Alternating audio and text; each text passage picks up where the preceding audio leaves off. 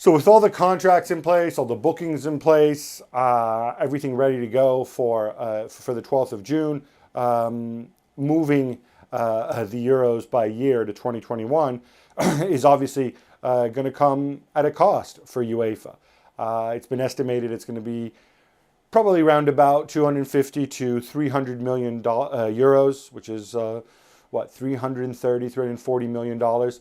However, obviously the cost would have been much higher if they'd gone ahead, if they tried to go ahead with it and then found that they had to cancel it altogether because obviously the epidemic hadn't subsided. And I think the potential cost would have been even higher if you factor in, well, what happens if they couldn't have finished the Champions League or some of the domestic leagues. But I don't think this decision is made, simply because of money. It's made because of football, because of the fact that UEFA's constituents ultimately are the 55 UEFA member associations, and most of them have leagues that they want to finish and they want to be able to finish, and they want to be able to get some closure on. It's not just about big clubs playing in the Champions League or Europa League.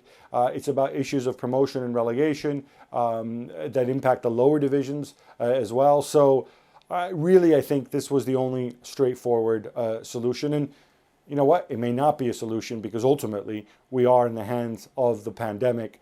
And if it's still around, then it's going to end up being futile one way or the other. One of the big things that will need to be resolved, and UEFA have set up or are in the process of setting up a working group to do this, is going to be how do we resolve the financial side of it? What kind of a hit are we going to take by moving the Euros? What kind of a hit are we going to take, obviously, with an abbreviated Champions League, possibly? And how are we going to cope with that? There will be a shortfall. It could be as much as 250 to 300 million, as I mentioned. I think the thing to remember here, as far as UEFA is concerned, is UEFA is not an organization, that has 3 or 4 shareholders somewhere who need to preserve shareholder value and accumulate profits. The reality is UEFA is a non-profit, and the vast majority of the revenues go back to the FAs and to the clubs via prize money. Now, if you have 300 million less in the pot, that's 300 million less that you have to give out. And that is something that they're going to have to decide. Do we make that cut across the board percentage-wise? Do we pay out less prize money? Do we pay out less to the federations? How do we do that? Do we dip into UEFA's cash reserves? UEFA has considerable cash reserves, but they're not unlimited either.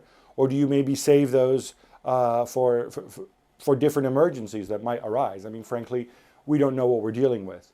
It's a difficult one, but this idea that that UEFA are demanding compensation, even if UEFA were demanding compensation and they're not, all it would mean is money would flow from the leagues to UEFA and then back to the clubs and the federations, because UEFA, as I said, returns most of the money that they make to individual federations and clubs in the form of prize money, solidarity payments, and the like. So it is an argument that they're going to have, but I think it is a little bit of a spurious, simplistic one. Thanks so much for watching ESPN on YouTube. And for more sports highlights and analysis, be sure to download the ESPN app. And for premium content and live streaming, subscribe to ESPN Plus.